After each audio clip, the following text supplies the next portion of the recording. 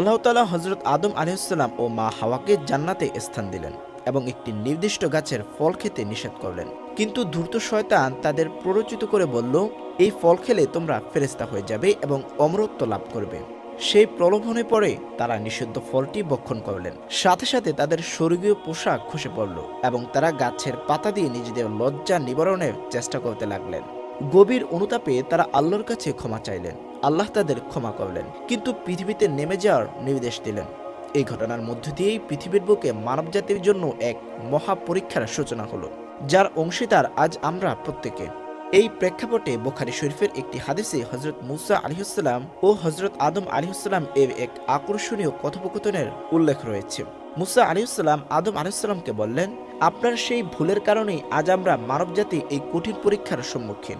উত্তরে আদম আলাইহিসসালাম বললেন, হে মূসা, আল্লাহ তোমাকে তার সাথে সরাসরি কথা বলার সম্মান দিয়েছেন, আর তুমি আমাকে এমন একটি কাজের জন্য তিরস্কার করছো যা আল্লাহ আমাকে সৃষ্টি করার বহু পূর্বেই আমার ভাগ্যলিপিতে লিখে রেখেছিলেন। অর্থাৎ সেই ফল ভক্ষণ করা ছিল এক পূর্ব নির্ধারিত ঘটনা।